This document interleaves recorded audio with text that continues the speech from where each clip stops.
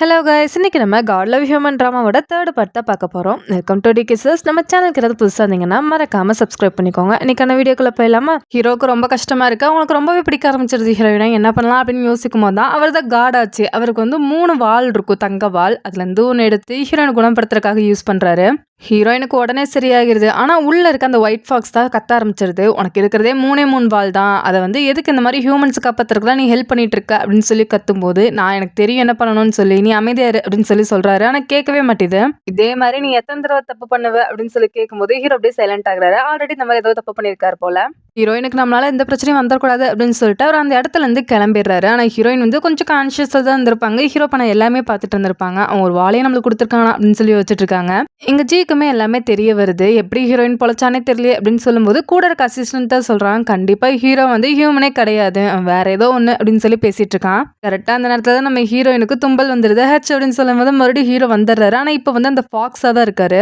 இந்ததுமே ஹீரோயினை கழுத்தை பிடிச்சிடுறாரு. ஹீரோயினுமே என்ன பண்ணிட்டு இருக்க நகர் அப்படின்னு சொல்லும் போது, நீ என்ன, நான் உனக்கு கொல்லாம விட மாட்டேன் அப்படின்னு சொல்லி ரொம்பவே கொடூரமா நடந்துக்கும் போது ஹீரோயின் கோவப்பட்டு சப்புன்னு அரைஞ்சிடுறாங்க. ஆனா அதை ஹீரோ இல்ல ஃபாக்ஸ் இல்ல, அதை அப்படியே பார்த்துட்டு முறைச்சிட்டு உன சும்மாவே விட மாட்டேன் பாரு அப்படின்னு சொல்லி மறுபடியுமே அவங்களை கொல்ற மாதிரி தான் வருது. ஹீரோ ரொம்பவே கண்ட்ரோல் பண்றாரு. கையில கண்ட்ரோல் பண்ணி பாக்குறாரு, முடியவே இல்ல. அப்புறம் கொஞ்சம் சுயநலக்கு வந்தோடனே நீ கிஸ் பண்ணு அப்படின்னு சொல்லி ஒரு வார்த்தை மட்டும் சொல்றாரு. ஹீரோனுக்கு ஒண்ணுமே புரியல. இருந்தாலுமே சரி சொல்றானே அப்படின்னு சொல்லி கிஸ் பண்ண ஸ்டார்ட் பண்றாங்க. இவர் அப்படியே அந்த ஃபாக்ஸ்ல இருந்து ஹியூமனா மறுபடியும் மாறுறாரு. இவர் மறுபடியும் சரி சொல்றானே அப்படின்னு சொல்லி கிஸ் பண்றாங்க. இவர் மறுபடியுமே அந்த ஃபாக்ஸ்ல இருந்து நார்மலா மாறிடுறாரு. ஆனா அந்த டைம்ல தான் கரெக்டா மன்னர் வராரு அப்படின்னு சொல்லி அறிக்கை வருது. என்னடா இது அப்படின்னு பார்த்தா வெளியே தான் அக்கா எல்லாருமே நிக்கிறாங்க. அக்கா கிஸ் பண்றதுமே பாத்துடுறாங்க. கண்டிப்பா எல்லாரும் முன்னாடியும் மாட்டி விட்டே ஆகணும் அப்படின்னு சொல்லிட்டு மன்னரை கூப்பிட்டு உள்ளாராங்க. ஆனா அந்த இடத்துல ஹீரோவே இல்லை. எங்க போனா அப்படின்னு சொல்லிட்டு, கண்டிப்பா என்னோட அசிஸ்டன்ட் இருந்தா நான் பார்த்தேன் அப்படின்னு சொல்லி சர்ச் பண்ணணும் அப்படின்னு கேட்கும்போது, அதெல்லாம் வேண்டாம் அப்படின்னு சொல்லி அப்பா சொல்றாரு. இல்லப்பா நான் கண்டிப்பா பார்த்தேன், எல்லாமே ஹீரோனோட சேஃப்டிக்காக தான் அப்படின்னு சொல்லி பொய்யா சொல்லுவோம். சரி தேடுங்க அப்படின்னு சொல்லி ஒரு 2 பொண்ணு அனுப்பிச்சு விடுறாங்க. ஹீரோன் அப்படியே குளிக்கிற மாதிரி தான் சீன் போட்டு உட்காந்துருக்காங்க. அதனாலதான் யாருமே உள்ள விடல. மன்னரே வந்து திரும்பி தான் நின்றுட்டு இருக்காரு. ஹீரோயின் குளிக்கிற மாதிரி இருந்தனால இவங்க 2 பேரும் போய் பாக்குறாங்க. ஆனா ஹீரோ அந்த பாத்டப்குள்ள தான் இருக்காங்க. ஹீரோயின் வந்து பாத்டப்குள்ள தள்ளி அவங்களோட துணியை போட்டு மறைச்சு வச்சிருந்திருப்பாங்க. ஹீரோக்கு அவங்க சுத்தமா மூச்சே விட முடியல. ஆனா ஹீரோயினுமே அந்த பாத்டப்குள்ள தானே இருக்காங்க. அப்படியே ஹீரோ வந்து உள்ள தள்ளிட்டே இருக்காங்க. ஹீரோ மேல வந்துகிட்டே இருக்காரு. இந்த 2 பொண்ணுங்களுமே இங்க யாருமே இல்ல அப்படின்னு சொல்லிட்டு வெளியே வந்துடுறாங்க. ஆனா அவங்க அக்காக்கு தான் தெரியும்ல, பாத்துட்டாங்களா, கண்டிப்பா இங்கதான் இருக்கா, அந்த பேட்டப்குள்ள தான் இருக்கான்னு நினைக்கிறேன், நான் போய் பாக்குறேன் அப்படின்னு சொல்லி போகும்போது மன்னர் வேண்டாங்கிறாரு. இல்ல எனக்கு ஒரு வாய்ப்பு கொடுங்க அப்படின்னு சொல்லிட்டு உள்ள போயிடுறாங்க. ஹீரோயினுக்கு டென்ஷன் ஆகுது, என்ன பண்றதுன்னு தெரியல அப்படின்னு சொல்லி தண்ணி எடுத்து அவங்க மூஞ்சிலே ஊத்திடுறாங்க. அந்த அக்காவுமே என்ன பண்ணிட்டு இருக்க நீ அப்படின்னு சொல்லும் போது, ஆமா இப்படி அத்தமீறி என்னோட அடக்கம் நினைச்சா நான் இப்படிதான் பண்ணுவேன் அப்படின்னு சொல்லிட்டு தண்ணி எடுத்து ஊத்திட்டே இருக்காங்க. இல்ல நான் பார்த்தே தீருவேன் அப்படின்னு சொல்லிட்டு தண்ணிக்குள்ள போய் பார்க்கலாம் அப்படின்னு வரும்போது அவங்க தலையை பிடிச்சி தண்ணிக்குள்ளே முக்கிடுறாங்க. அண்ணனுக்கு அதை பார்த்துட்டு கோவம் வந்துருது. அவங்க அக்காவை பிடிச்சி வெளியே தரலாம் அப்படின்னு சொல்லிட்டு திரும்பும்போது ஹீரோயின் டக்குனு பேட்டப்குள்ள அப்படியே முங்கிடுறாங்க. ஏன்னா ஹீரோ வெளியே வந்துடக்கூடாது அப்படின்னு சொல்லி தான் இங்க ஹீரோ வந்து அப்படியே சுத்தமா மூச்சை விட முடியாம இருக்காரு. இப்ப தண்ணிக்குள்ள தானே இருக்காங்க. அப்படியே கிஸ் பண்ணி மூச்சு கொடுக்குறாங்க. இப்பதான் கொஞ்சம் கான்சியஸ் ஆகுறாரு. அவருமே நிறைய பார்த்ததுமே சாரி சரி நான் மறந்துட்டேன் அப்படின்னு சொல்லிட்டு திரும்பிக்கிறாரு. இப்படி பண்ணாத, இது நீ எல்லாம் ஒரு பொண்ணா அப்படின்னு சொல்லிட்டு வெளியே கூப்பிட்டு போயிடுறாரு. கதையுமே செத்துட்டு எல்லாரும் வெளியே போயிடுறாங்க. இப்ப ஹீரோ வெளியே எடுத்தா மூச்சு பேச்சு இல்லாம இருக்காரு. ஹீரோனுக்கு பயமாயிடுது. ஒருவேளை நம்ம கிஸ் பண்ணது பத்தலையோ, அவன் தான் அப்பவே கிஸ் பண்ண சொன்னான்ல அப்படின்னு சொல்லிட்டு மறுபடியும் கிஸ் பண்ண ஆரம்பிக்கிறாங்க. ஆனால் ஹீரோ கான்சியஸ்ல தான் இருந்திருக்காரு. வேணே தான் இப்படி பண்ணியிருக்காரு. கண்ணை முழிச்சு பார்க்கவுமே ஹீரோயின் இல்ல நான் தெரியாம பண்ணிட்டேன் அப்படின்னு சொல்றாங்க. அவர் சிரிக்கிறாரு. ஹீரோயின் புரியாம பாக்குறாங்க, எதுக்கு இவன் சிரிக்கிறான் அப்படின்னு பார்க்கும்போது ஹீரோ மறுபடியும் கிஸ் பண்ண ஆரம்பிச்சிடாரு. கொஞ்ச நேரம் கழிச்சு தான் 2 பேருமே சேனலுக்கு வராங்க. உனக்கு ஓகேவா அப்படின்னு கேட்கும்போது, நான் நல்லா இருக்கேன் அப்படின்னு ஹீரோ சொல்றாரு. கட் பண்ணி ஜியை தான் காமிக்கிறாங்க. பொய்யா ஹீரோயின் மேல பழி சுமத்த பார்த்தாங்க அப்படின்னு சொல்லிட்டு ஒரு அறைக்குள்ள அடைச்சு உங்களுக்கு க்ளோஸ் பண்ணிடுறாங்க. ரொம்பவே கஷ்டப்பட்டுட்டு எப்படா வருவான் அப்படின்னு சொல்லி லவ்வருக்காக வெயிட் பண்ணிட்டு இருக்காங்க. ஆனா ஓப்பன் பண்ணி வருது நம்ம ஹீரோயின் தான். நீ எதுக்காக இங்க வந்த அப்படின்னு சொல்லி கேட்கும்போது, நான் உனக்கு ஒரு ஸ்வீட் எடுத்துட்டு வந்தேன், எங்க அப்பா தான் போய் பார்க்க சொன்னாங்க அப்படின்னு சொல்லி, என்ன எதுக்காக இப்படி பண்ற, எல்லாமே என்கிட்ட இருந்து பறிச்சுக்கிட்ட, அதுக்கும் நீ வந்து என் தங்கச்சியும் கிடையாது, ஏன் இப்படி பண்ண அப்படின்னு கேட்கும்போது, நீ தங்கச்சி இல்லைன்னு சொல்ற, ஆனா நீ எப்பவுமே உன் தங்கச்சி ஆயிட முடியாது. உன் தங்கச்சி இருந்தாலும் சரி இல்லைனாலும் சரி, அவ தான் அவங்களோட உண்மையான பொண்ணு, அவங்களுக்கு தான் எல்லாமே கிடைக்கும், உனக்கு கிடைக்காது அப்படின்னு சொல்லும்போது, நானுமே எங்க அப்பாவோட பொண்ணு தானே அப்படின்னு சொல்லி ஷீ கேட்குறாங்க. ஆமா, ஆனா அவளை மாதிரி உனக்கு நல்ல குணம் கிடையாது அப்படின்னு சொல்லும்போது உங்களுக்கு டென்ஷன் ஆகுது. அடிக்கிற மாதிரி வரும்போது ஹீரோயின் திருப்பி அடிச்சிடறாங்க. கீழே விழுந்துடுறாங்க. அவங்க உங்க அப்பாவோட சீக்ரெட் அக்கௌண்ட்டை பத்தி எனக்கு சொல்லிடு, அப்ப மட்டும்தான் உன்னை நான் வெளியே விடுவேன், இல்லை வெளியவே விட மாட்டேன் மன்னர்கிட்ட பேசி அப்படின்னு சொல்லும்போது, நான் இதுக்காக சொல்லணும், அந்த சீக்ரெட் அக்கௌண்ட் எங்க இருக்கு நான் சொல்லவே மாட்டேன் அப்படின்னு சொல்லி வளரிடுறாங்க. ஹீரோயினுமே சீக்ரெட் அக்கௌண்ட் ஏதாவது இருக்கா அப்படின்னு தெரிஞ்சுக்கிறதுக்காக தான் இந்த கொஸ்டினை கேட்டிருப்பாங்க. ஜியுமே வளரிடுறாங்க. அதாவது ஜியோட அப்பா இருக்காருல்ல, அவர் வந்து மக்களோட வரி பணத்துல ஏமாத்தி தனியா சேர்த்து வச்சுட்டு இருந்திருப்பாரு. அதை மன்னர் கணக்காட்டாம தனியா ஒரு அறையில தான் முழிச்சு வச்சிருப்பாரு. அதை தான் எங்கன்னு கேட்டுட்டு இருக்காங்க. ஆனா ஜி சொல்ல மாட்டாங்க. இப்ப இருக்க நிலைமைக்கு நானே கண்டுபிடிச்சுக்குவேன், நீ சொல்ல தேவையில்லை அப்படின்னு சொல்லிட்டு மறுபடியும் கிளம்பிடுறாங்க. ஜி என்னை வெளியே கூட்டு போ அப்படின்னு சொல்லி ஓடி வராங்க. ஆனா உள்ள வச்சு அடைச்சிடறாங்க காவலாளிகள் எல்லாருமே. இங்க அப்படியே கட் பண்ணா ஹீரோவ தான் காமிக்கிறாங்க. கண்ணாடி முன்னாடி நின்னுட்டு அவருக்கு இருக்க வாளெல்லாம் பார்த்துட்டு இருக்காரு. இவருக்கு மொத்தம் 3 வாள் இருக்கும். இப்ப வந்து 2 தான் இருக்கு. ஹீரோயினுக்கு 1 குடுத்தனால அப்படியே யோசிச்சுட்டு இருக்கும்போது தான் ஹீரோயின கிஸ் பண்ணது எல்லாமே ஞாபகம் வருது. எதுக்கு இப்ப சம்மந்தமே இல்லாம இது ஞாபகம் வருது அப்படின்னு யோசிக்கிறாரு. இப்ப அப்படியே ஹீரோயின காமிச்சா, அந்த சீக்ரெட் அக்கவுண்ட் எங்க இருக்கு அப்படின்னு தேடிட்டு இருக்காங்க. லைப்ரரியில தான் இருக்கும் அப்படின்னு சொல்லி ஒவ்வொரு புக்கா தேடிட்டு இருக்கும்போது, இங்க ஹீரோக்கு ஏதோ தப்பா இருக்கே அப்படின்னு சொல்லி தோணுது. பக்கத்துல வேற அந்த ஒயிட் ஃபாக்ஸ் ஸ்மெல் வருது. திரும்பி பார்த்தா யாருமே இல்ல. ஏதோ தப்பா நடக்க போகுது அப்படின்னு யோசிச்சுட்டு இருக்கும்போது, ஹீரோயினுக்கு அங்க லைப்ரரியில லைட்டா கையில கீச்சிருது. ரத்தம் வரமே ஒரு பயந்துடுறாரு. வேக வேகமா தேடி வராரு. ஹீரோயின் இங்க தேடிட்டே இருக்கும்போது வெளியே யாரோ வர மாதிரி இருக்கு. யாரா இது அப்படின்னு சொல்லி வேக வேகமா போய் ஒளிஞ்சுக்கிறாங்க. அவ்வளோதான் நம்ம மாட்ட போறோம் அப்படின்னு நினைச்சிட்டு இருக்கும்போது உள்ள நம்ம ஹீரோ தான் வராரு. பார்த்ததுமே நீ எங்க இங்க வந்த அப்படின்னு கேட்கும்போது அவர் கையெடுத்து காமிக்கிறாரு. பிளட்டா இருக்கு. ஹீரோயின் கையில இருந்து கீச்சு இருக்கும்ல அதையே காமிக்கிறாரு. இல்ல தெரியாம எங்க கைப்பற்றுச்சு அப்படின்னு சொல்லும்போது சரி எதுக்காக எங்க தேடிட்டு இருக்க என்ன தேடிட்டு இருக்க அப்படின்னு கேட்கும்போது இந்த மாதிரி சீக்கிரட்டா கொண்டு இருக்கு அதாவது தேடிட்டு இருக்கேன். இந்த லஞ்சம் எல்லாம் போய் ஹீரோயின் அப்பா தான் வாங்கியிருக்காங்க அப்படின்னு சொல்லி பழி சுமத்தி தான் அவங்க ஃபேமிலியே கொண்டிருப்பாங்க. அதுக்காக ஹீரோயின் இப்ப இந்த வீட்டுக்குள்ளேயே வந்திருக்காங்க. இவங்க மட்டும் லஞ்சம் வாங்கிட்டாங்க நான் நிரூபிச்சிட்டேன்னா எங்க அப்பா பேரு கிளியர் ஆயிரும். ஃபேமிலி பேரே கிளியர் ஆயிரும். அதுக்காக தான் நான் இங்க வந்தேன் அப்படின்னு சொல்லும்போது சரி நானும் உனக்கு ஹெல்ப் பண்றேன் அப்படின்னு சொல்லி 2 பேருமே சேர்ந்து தேட ஆரம்பிக்கிறாங்க. ஹீரோயின் தேடிட்டு இருக்கும்போது மேல ஒரு பாட் விழுகிற மாதிரி வருது. ஹீரோ பார்த்ததுமே வேகமா வந்து பிடிச்சிடறாரு. ஆனா ஹீரோயின் கொஞ்சம் க்ளோஸா வந்திருப்பாரா. 2 பேருமே கொஞ்சம் ரொமான்டிக் ஆயிருது. அப்படியே பார்த்துட்டு இருக்காங்க. ரியலைஸ் ஆகி ஹீரோ தள்ளலாம் அப்படின்னு சொல்லி வரும்போது கால் தடிக்கு அப்படியே பின்னாடி விழுகிறாரு. அப்போ ஒரு சீக்ரெட் ரூம் ஓப்பன் ஆகுது. அதை பார்த்ததுமே ஹீரோயின் கையுமே பிடிச்சிடறாரு. 2 பேரும் சேர்ந்து அந்த சீக்ரெட் ரூம்குள்ள போயிடுறாங்க. அங்கதான் எல்லா டாக்குமெண்ட்ஸுமே இருக்கு. ஹீரோயின் எல்லாத்தையுமே எடுத்துட்டு இருக்காங்க. ஹீரோ நீ தேடி வந்தது இங்க இருக்கு அப்படின்னு சொல்லவும் ரொம்பவே தேங்க்ஸ் அப்படின்னு சொல்லிட்டு வேகமா எடுத்து பாக்குறாங்க. அப்பதான் அங்க யாரோ வர சவுண்டு கேக்குது.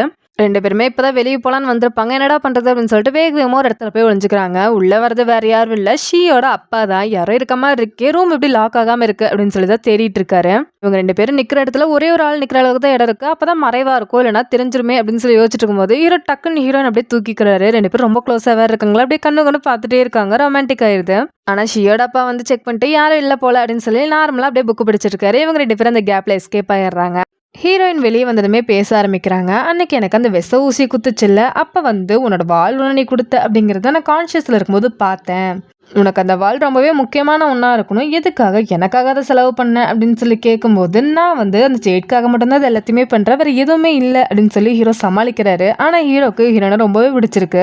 2 பேருமே ரூமுக்கு போயிடுறாங்க. ஆனால் 2 பேருக்குமே ஒரு மாதிரி அவங்க 2 பேர் கிஸ் பண்ணது பக்கத்தில் வந்ததால யோசனை வந்துக்கிட்டே இருக்கு. ஏன்னா இன்னைக்கு வந்து ஃபுல் முண்டே அந்த கான்ட்ராக்ட் படி இன்னைக்கு 2 பேரும் ஒட்டுக்கா இருந்தே ஆகணும். ஃபிட் கான்ட்ராக்ட் அப்பதான் முழுமையடையும். யாராவது ஒருத்தர் இருக்க மாட்டேன் அப்படின்னு சொன்னா அவங்க வந்து துரோகம் செஞ்சதா கருதப்படும் அப்படின்னு சொல்லிட்டு ஒரு ரூலுமே இருக்கு. அதுக்கு என்னடா பண்றது அப்படின்னு சொல்லி ஹீரோயின் யோசிச்சுட்டு இருக்காங்க. ஏன்னா இப்போ வந்து ஹீரோ இவங்களுக்குமே பிடிக்க ஆரம்பிச்சிருது. எப்படி அவன்கிட்ட போய் இப்படி கேட்க முடியும் எப்படி ஒன்னா இருக்க முடியும் அப்படின்னு யோசிச்சுட்டு இருக்காங்க. அங்க ஹீரோவுமே அதே தான் யோசிச்சுட்டு இருக்காரு. ஆனா 2 பேருக்குமே மனசுல 2 பேரோட மைண்ட் வந்துகிட்டே தான் இருக்கு.